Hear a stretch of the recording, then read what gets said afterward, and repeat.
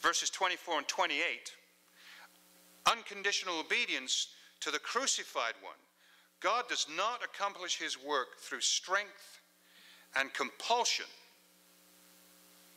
He doesn't accomplish it through strength and compulsion. Because if he did, he wouldn't have to have the cross. If he wanted to use his power to make things right, he would not use the cross. He would do something else. He'd do a miracle, you know. He would take Keith's brain and his heart and just get it out of there and just plank a new one in there, you know. If that's what it was needed, right?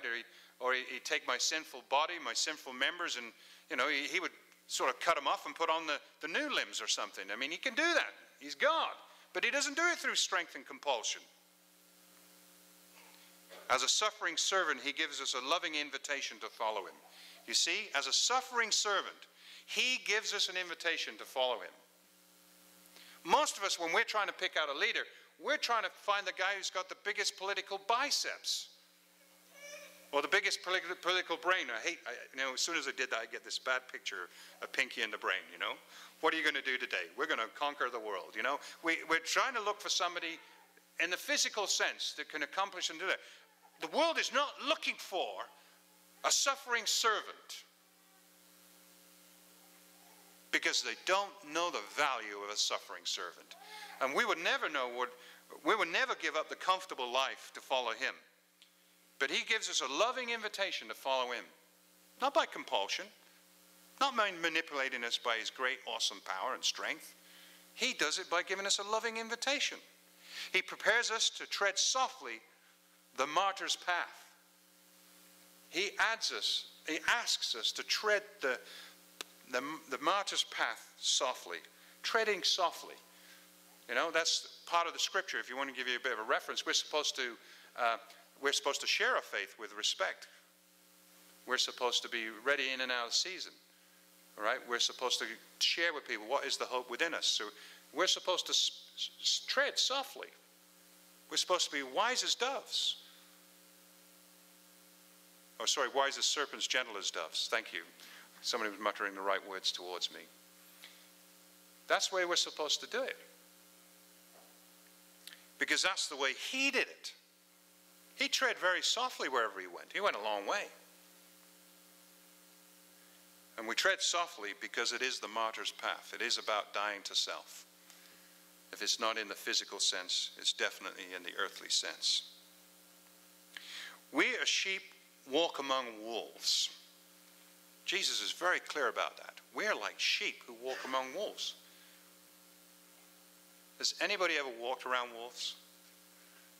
Closest I've ever come to wolves was up north when I was hunting moose and elk, and I was out there early, and we were in our little different places in the forest there, and so I'm sitting in this kind of a bunch of wood that's been plowed down to make a field, you know, and it's just logs, and I'm inside there, and I'm waiting for the animals to come out, you know, and there was 3 wolves that kept walking around trying to figure out there's something funny in the air, and it ain't deer. Yeah, that's pretty shaky. I had a gun. That was comforting. But, you know, there's these 3 great big timber wolves walking around while I'm hunting. And I'm just saying, Lord, I hope they had something to eat last night. But that's what it's like for us, you know, because if we're going to tread softly, not aggressively, if we're going to be that kind of a person walking out through this earth, right, we have to realize that sometimes the place that we're treading softly, there's a lot of wolves around. A lot of wolves. If I was to relate it to us, I'd minimize this, but the simple fact is that, you know, as you knew last year, we were praying a lot for the region of Orissa in India, to know that pastors were being murdered, their wives and daughters being raped, their houses being burnt to the ground, and everybody in a tropical region heading for the hills and living in the jungle with no food and clothing and still trying to have a worship service.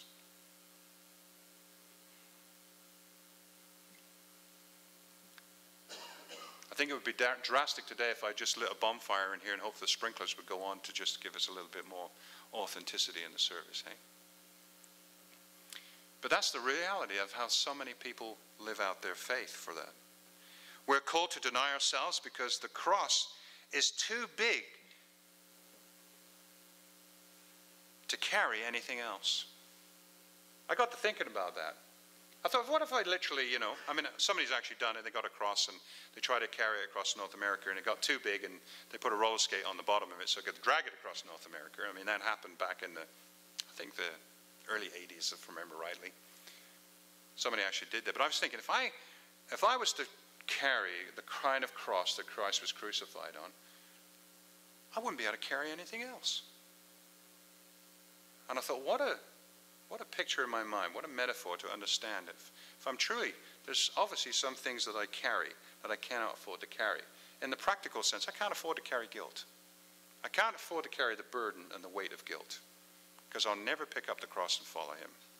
I know people like that. They can't get past the guilt part. I'd have to do that. If I'm too busy carrying my other stuff, I'll never carry the cross.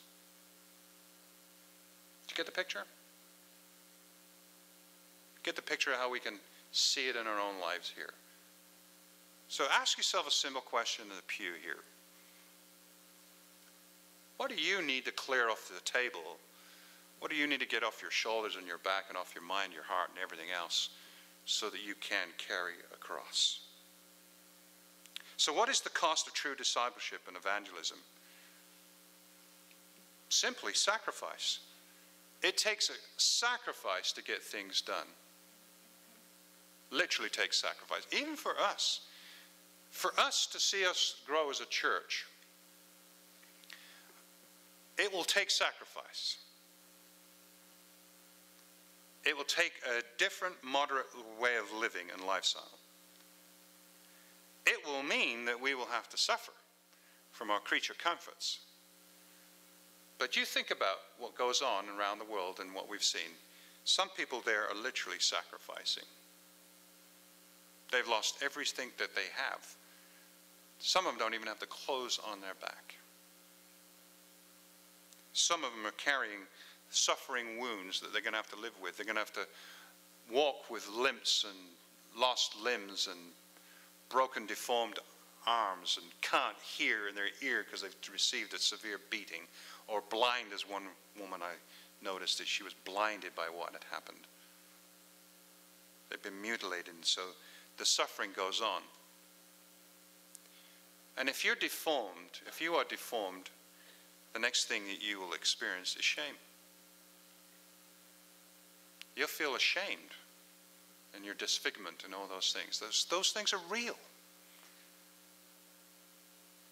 I mean, even Jesus on the cross, right, says that he bore the shame of the cross with joy for what was set before him. But I know in a human sense, he felt shame. We're too polite when we show pictures of Christ on the cross or paint them, because we have him on there. Yeah, we got him suffering. We got the wounds. We've got we got the still image, if you like. We've got him, we've got him with his loincloth on. But do you know that literally he was naked on the cross? Because the whole game was to make him ashamed. It was to make them hang on the cross and be totally ashamed with everybody looking on. And sometimes death is something we face. And I want to say, yes, there may be fear, but God's grace is needed.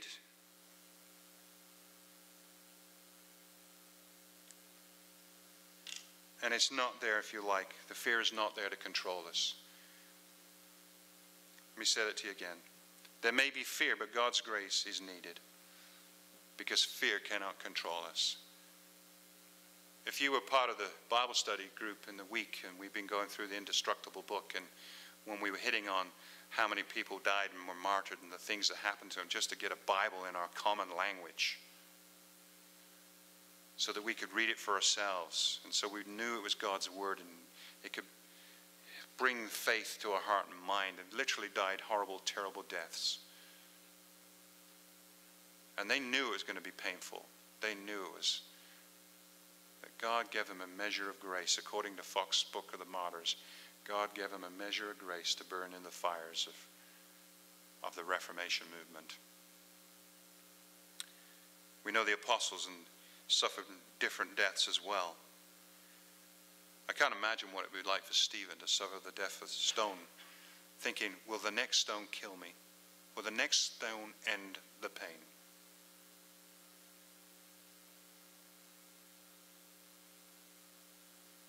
If you've ever seen The Passion of the Christ, it's not a nice thing to go and watch. It's not a thing you want to do on Sunday afternoon with the family or with a bowl of popcorn.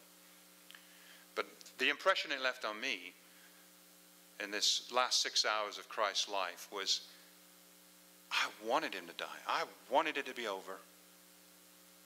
I wanted it to be over. But somebody looking on, not knowing who Christ really is, they want it to go on for longer.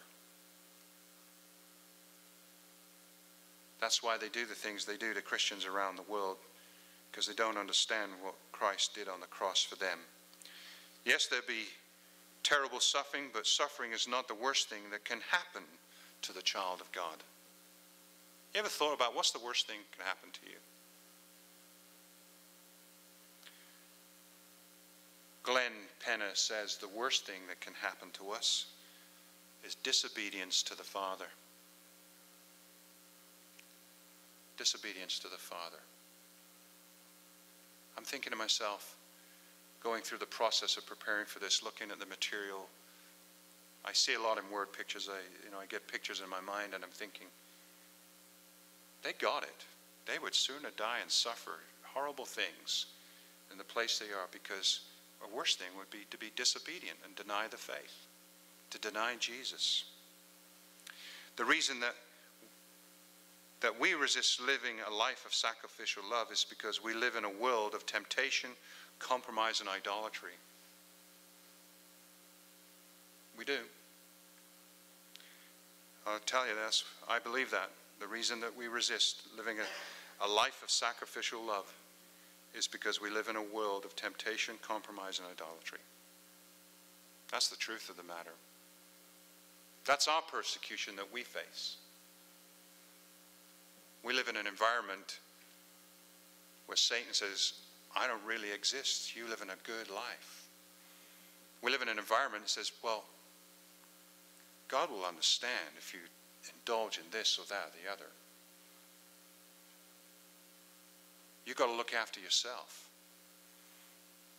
Make sure you're taking care of your business first.